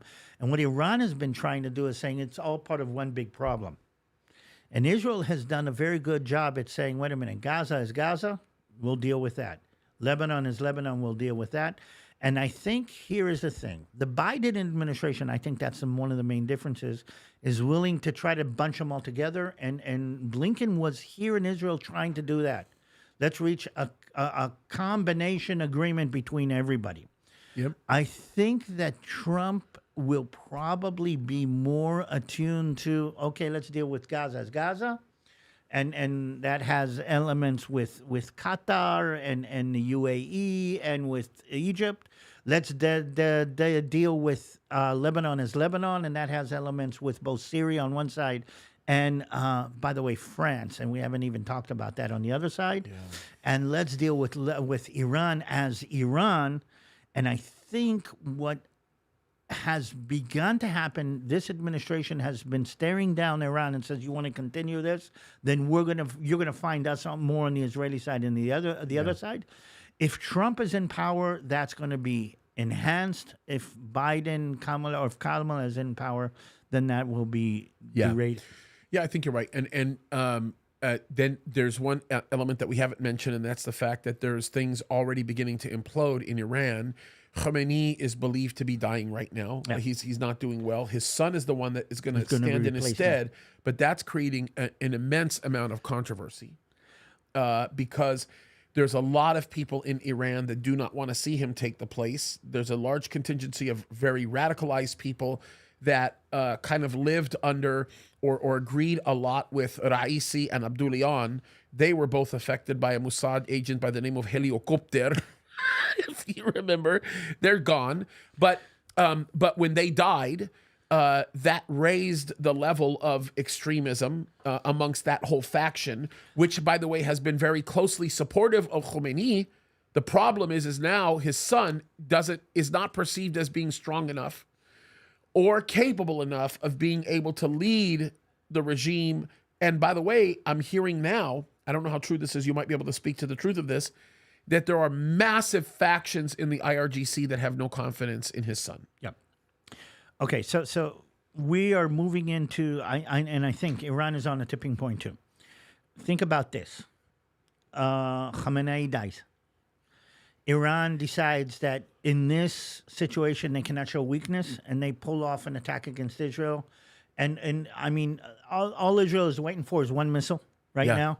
Okay, and they pull off attack against Israel. Israel will retaliate big time and hit the oil energy nukes and the nukes 100%. And whatever. Okay, and that would be enough to tip over a civil war in Iran. 100%. Okay, now civil war in Iran. We go back to the Lebanon scenario. Yep. Iran falls apart. What happens now? And I know that the Chinese are sitting there just waiting for this to happen. I know that the Russians are sitting there just waiting for this to happen. Yep. And all of a sudden you would find maybe, I don't know, some kind of massive Russian influx into Iran. It will be in order to hold up the Iranian regime. And now you have a deep, deep mingle between the Muslim reactionary Republican jihadis and the Russians, great Russia connection. And that would be a scenario for a very, very deep connection between Iran and Russia if Iran does fall apart on that point. Yeah, and when Russia goes into Iran, which I believe that will happen, if this takes place the way you're drawing it out to be, they'll treat it the same way that they treated the Czechoslovakians. It will, in terms of Islam, it'll be the exact same thing. But China will back off if Russia shows a strong presence in Iran. And the reason why China will back off is because China is already heavily dependent upon Russia's energy sources. They're all of their oil, a lot of their gas, and all of that is coming from Russia. Now, Russia has a Wait a minute. Let me add on. Yeah. I think 40% of China's oil comes from Iran.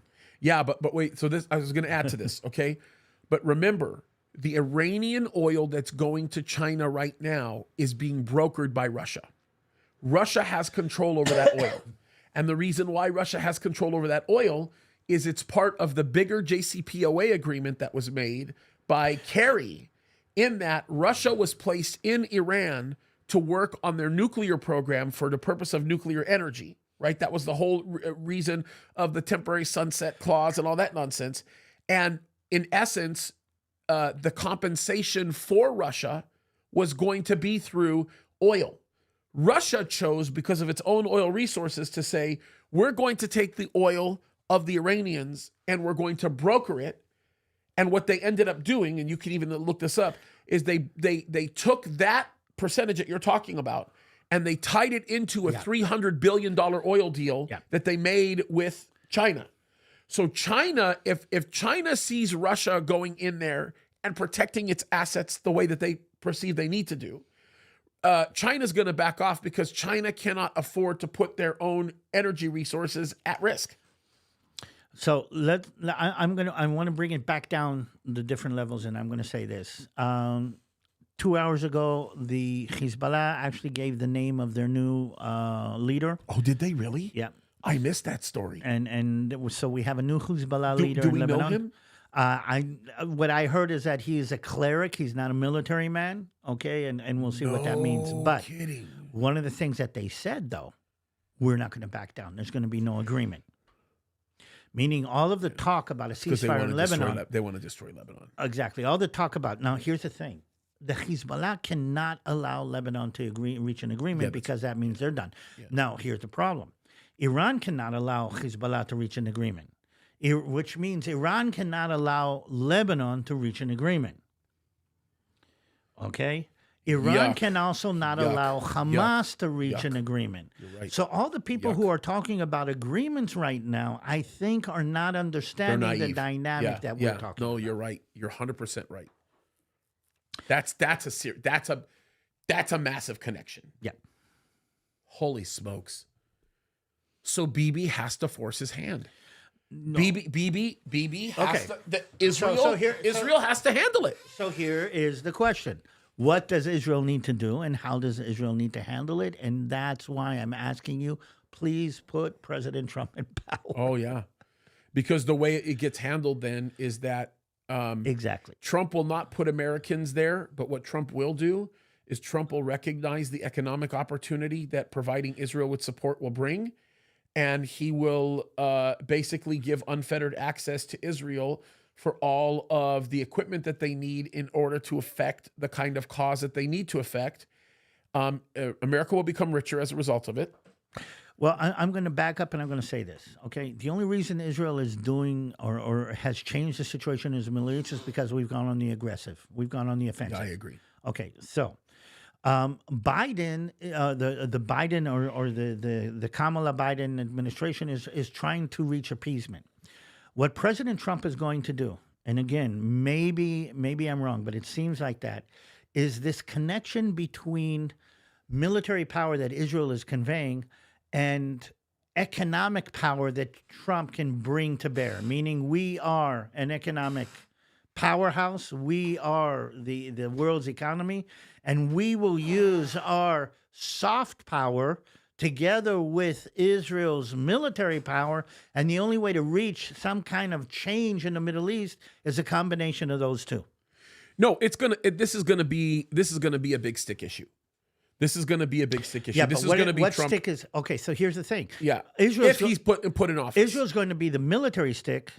Trump. The question is Trump, and he has proven in the past that he will use America's economic stick in order to change the situations in a favorable situation. Yeah, and this is the thing that people don't understand. Trump already has the respect of Putin. He already has the respect of, even though he's a bozo, Zelensky. He has the respect of Little Rocket Man. He has the respect of even most of Eastern and Western Europe. He has the respect of Turkey. And when I say respect, I don't necessarily mean respect isn't like, I'm going to bow to you, Trump. No, it's respect in like, oh, I'm scared of what he'll do. Yes. And that's the way to deal with these kind of threats. I'm scared of what you will do to me. I mean, he'll shake the hands. He'll kiss the king of Saudi Arabia, but he'll say, you need me more than I need you. Oh, yeah. Oh, no, 100%. And look, the way he carries himself.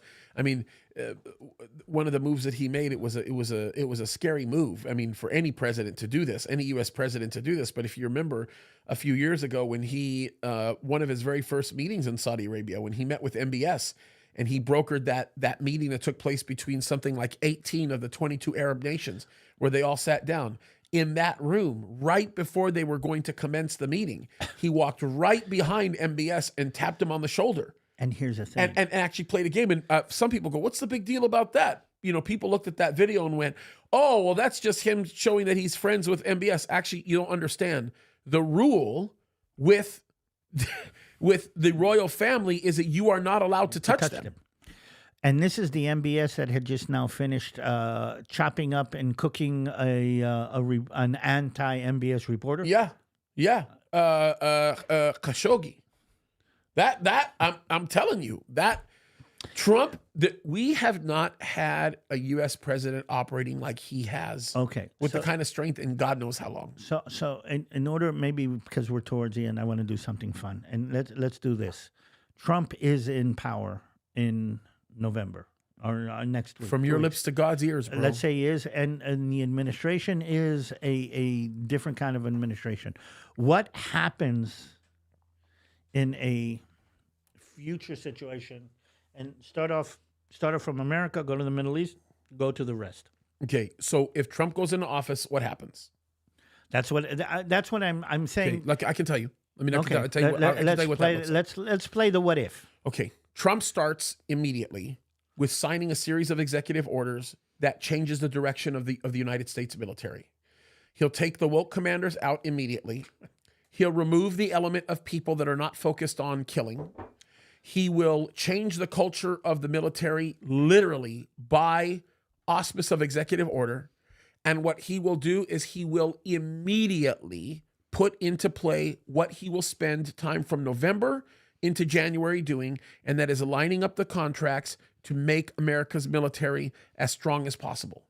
He will do everything in his power while he and his transition team are getting ready to go into January to make the military ready to be put in the most significant and critical positions in the world to demonstrate American power in letting the international community know we're back. That's the first thing he's going to do. Yeah, but there will be a showdown. He has somewhere there's going to have to be a showdown. Well, I'm going to tell you this right now. I am almost certain you will not see a showdown when he shows the kind of strong hand that I think he's going to show. By him basically taking every single critical position, every carrier group, every single asset that he has, and putting them in the most strategic positions for not only defense, but defense through offense, the world is going to be put on notice. Immediately he has but listen to me. China is going to create a base on one of those islands in the South China Sea. No, they won't. They're going to push. No, they won't. They'll do it. Listen to me. Listen to me when I say this. No, listen to me when I say this. They'll do it if Kamala becomes president, or they may do it over the next few weeks. But if we have not seen anything manifested through what's been going on between them and the Philippines right now, we're not going to see anything come when Trump goes into office. Okay? Now, the one thing that I think happens after that happens, because Trump won't do anything until that happens. Okay. Which is why he's going to do everything he can to have it all positioned by the time he literally is sworn in. He's going to make sure that he is in the best position possible to throw the carrier groups back in the Pacific where they need to be. I guarantee you he will set up approximation in the South China Sea that used to exist there, that hadn't existed there since Biden ordered our assets away from that area. I think he's going to strengthen the position in the Indian Ocean. I think he's going to create a gateway into the Persian Gulf from further south. He may even put or strengthen a position in the Gulf of Aden. Maybe. Okay? But the big thing that's going to end up happening is once he's in that place, he's then going to the first place he's going is the Middle East. Like, that's not even a question. And he's going to say, which one of you are stepping into this with me? All right. And he's basically going to put everybody on notice that he needs to. He's going to reverse any existing agreement with Iran. He's going to immediately sanction them. Guaranteed that's what's going to end up happening. He's going to position himself against Yemen in a way where he is going to recognize the State Department's view of Yemen as a terrorist state, no longer just the Houthis. Let's take Yemen as an example, and I want to see because here's what I'm worried about. Okay, the Bab el Mandeb and the shipping that's going through the Bab el Mandeb, and the fact that this tiny little Yemenis nothing, and which is already destroyed. No, it's not destroyed. And I saw a France TV2 story about Lebanon, about Yemen that kind of creeped me out. But if what the Houthis can do on the Bab el-Mandeb, think about what the Iranians can do on the Straits of Hormuz. Yeah, but can I just tell you that al-Bab al-Mandeb issue, just so you understand? Well, you understand this clearly. You understand it better than most people. Like, you're not the person to explain this to, but this is for the purpose of our audience to understand this. Okay, the dynamic that you're seeing right now in that area, okay, is akin to this idea. You can have a beta tape. Most people don't even know what a beta tape is. Okay? You can have a beta tape in your hand and you can say the quality is great, it's really nice, it's good. But what good is its use if you don't have a player? Yeah. You don't have one in the car, you don't have one, in your house. You don't have when we start talking about Al-Bu'ab, it's the same situation. You have a beta tape in your hands, but it's not utilizable because the infrastructure that has to support it and surround it is dead. Israel did that brilliantly. Just think of southern Yemen. Well, again, but the Yemenis Think of the port. The Yemenis are still holding up the world for ransom, and the Straits of Hormuz are even more complicated. But again, even the Straits of Hormuz, even when you look at the Suez Canal, which is where you're talking about, because what David's talking about is all the traffic that's coming in from around the Indian Ocean into the Persian Gulf. The Persian Gulf, Indian Ocean, the Persian Gulf, into the Red Sea, so that they can have access into the Red Sea, my brain is the Red Sea, so that they can gain access into the Mediterranean through the Suez Canal. But the thing that most people are not calculating, you understand this, is the moment Trump goes into office, I'm telling you, the normalization agreements are done. The trade paths are already being constructed. Is Iran going to back down? They're going to back down because Iran is going to be sanctioned. Okay. Trump is going to sanction the living hell out of Iran. That is just another reason that we need to make sure that everybody goes to vote. Yes.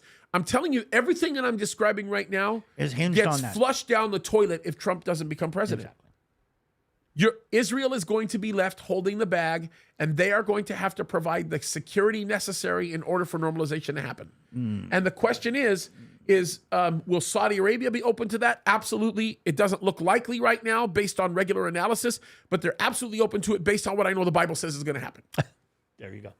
Okay? But then you have the concern of Libya. Okay, and you have the civil war issue going on there. Again, this is me asking the hard questions. Yeah. Okay. You take biblical prophecy into consideration. Okay. What result in the elections lines up with biblical prophecy? Oh, that's easy. Okay. That's just very, very easy. If Kamala wins, the United States of America is cemented into its inconsequentiality. It perishes earlier than we were ever hoping that it would perish. We become a socialist communist state. What you're saying is Russia becomes Big Daddy very fast, way faster than we ever thought, and then we're there. So if Trump wins, though, then that gets put off for an election cycle? It could get put off for 12 years. You mean because Vance and you think JD's going to JD will continue on with the same policies that Trump does. Now here's the line of thinking that I have. It could also accelerate it. It could actually accelerate things, because what it could do is, if Trump comes into office, it could accelerate the process of peace in that region that is necessary in order for Ezekiel 38 to happen. You know why I'm smiling right now? Yeah. Because me and you are going to be in on the conference yeah. the weekend after the elections. Oh, man. Okay, and I'm reminding everybody, the weekend after the elections, on the 8th, the 9th, and the 10th of October, there's going to be a prophecy conference where both me and Pastor James are going to be there. And we'll be able to actually look at this situation from that side of the election. Yep. So join us at the conference. That's going to be really, really interesting. And I'll be able to know already what Trump's transition team is thinking, because we'll see it. Yeah. Trump will not. Trump will not say, "I'm going to celebrate for the next week and then I'll start on my transition." He's already positioning his transition team to go to work. So think about what kind of conference we're going to have if Kamala Harris is in power, and what kind of conference we're going to have, dude. The if conference, Trump is in power. If Kamala comes into power, the conference we're going to have is look up. It's going to happen any moment. I mean, it's going to happen any moment, even with Trump in office. But yeah, it's crazy. I'm going back to the fact that we're living in amazing times. Yeah, and why is this? And we'll go back to where we started off. Leadership needs to step up, because this is leadership in a combat situation and not leadership at a time of peace. Yeah. And this is something that we need to remember. And the fact that we need leadership in a combat situation is reflective of how important leadership is in times of peace. Because if Trump was in office, we probably would have not seen any of this happen. Totally. By the way, including what Hamas did. We probably would not have seen it happen. And I can tell you this right now, if Hamas did what they did while Trump was in office, we would need to wait for Israeli troops to go into Gaza. We would already have special forces in Gaza, and Trump would flatten every single Palestinian if he had to get to the American citizens that were taken hostage. Can I just tell you this right now? I'd venture to say this. If Trump were president at the time that October 7th happened, we would have all of our hostages back by October 31st. Yeah, I think every last one of them. I do truly believe that. And Trump would have sent the bill. He would have sent the bill to France. He would have sent the bill to the UK. He would have sent the bill to the Philippines. He would have sent the bill to for recovering all their hostages. I'm glad we can talk about that. But as an American, I hope first thing he does is close us off that border. Oh, you know he's going to do that. You know he's going to do that. And not only is he going to do that, but I'm going to just tell you this. Warn the people in Gaza. Warn the people in Gaza. There are still 4 American hostages that are taken. Yep. Trump is going after them with fury. He's going to destroy what is left of Hamas. He's not going to let American citizens being held hostage. That's like Trump won't be able to sleep at night unless he knows he's doing something to recover them. So our next meeting here is going to be how much before the elections? A couple of days. Election day. It's election day? We're going to be here on election day. Oh, wow, I forgot that. November the 5th, bro. That's going to be interesting. It's going to be awesome. We're going to have a great time.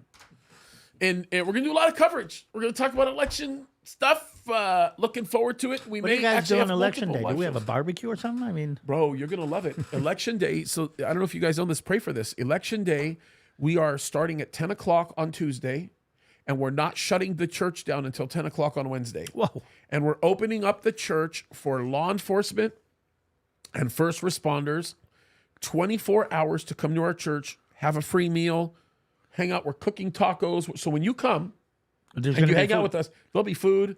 You'll get to talk. We will have probably 1,000 law enforcement officers come through our church building in a 24-hour period. It's pretty awesome. So let's say, see you next week, same time, same channel. Yep. Different administration. Yep. And then can I throw up a prayer request? Obviously, the election is a big one. All of these other things. One big prayer request I want to throw out, 2 of them actually. Pray for Hadley, who is a precious little girl that we've been praying about, who's been going through some major heart problems. We want to pray for her health. You guys have been praying. That's Melinda's granddaughter. The other thing that I want to ask you guys to pray for, and this is really important, is we may have an opportunity to get into a building that is 4 times the size of our current building. If that happens, we'll be able to build a sanctuary of probably 800 to 1,000 people. We'll be able to really grow the church.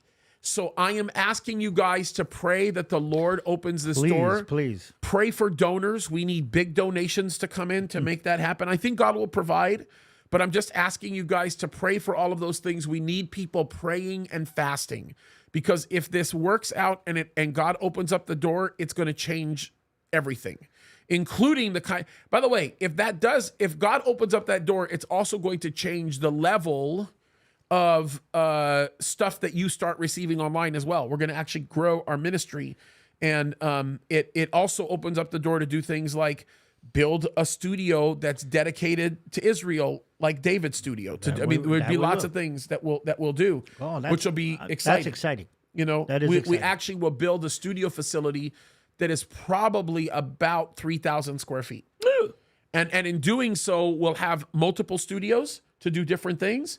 And we're very excited about building a culture of Christian YouTube creators that are growing in influence, and Israel will be one of the areas that we target. Well, So a lot of please things. pray. I mean, my mind's being boggled right now. Yeah. If Kamala Harris gets voted into office, we might not have a real estate system to buy anything You with. might not get it. They might not give you an internet connection. They might outlaw the because internet. look, one of the things that Kamala will do immediately is start going after pastors, and we'll be the first ones that they go after. I mean, that's for sure. Here we go. So Pray for us. okay, let's pray. David, you want to do the honors? Okay. Okay, let's do it. Avinu Shabashamayim. This is the final stage for this period. We realize how pivotal and how important and how on the edge everything is. In your plan, this is the intersection where the world decides to go left or right. Please give us the word, give us the wisdom, give us the knowledge to put us on your netiva, your way of the Lord, and give us the understanding to select which path to walk as we do this. We know that the world is going to be different in a couple of weeks, and we know that everything is coming together. We just pray that your will be done on earth as it is in heaven. Yes. And just keep us on your path. And we just pray this in the name of Jesus, in the name of your Son that kind of came and changed everything for us. In the name of Yeshua. Amen. Amen and amen. We love you guys. God bless you. Tomorrow we've got a great video coming out with Tom. That's going to be a good one. Thursday, I have an incredible video that deals with Jesus's last words on the earth, which were prophetic before he ascended into heaven. It's going to be a great Bible study. I'm looking forward to it. And then Friday, I have a great interview that I've done with oh my goodness, my brain just fried. Wait. Thursday's the Bible study. Friday is the interview with Andy Woods. And we talk about the election. And we're going to talk about why prophecy supports us getting involved in these elections. All right. So it's going to be a great conversation. And then I got a story on China coming up. I got a story on the Pope. The Pope, again, the insanity that the Pope is doing. He's creating an AI Bible. So that's going to be a I'm telling you, it's going to be an interesting story. And then on Monday, we got a story on the EU, the European Union. The president of the European Union wants to kill every single independent voice in existence. Sounds like the Antichrist to me. The world of the Antichrist. All that's coming. We get some great videos lined up over the next week. Let's do this. It's going to be fun. So, all right. See you Love next you guys. week. God bless you. Keep fighting the good fight. Shalom.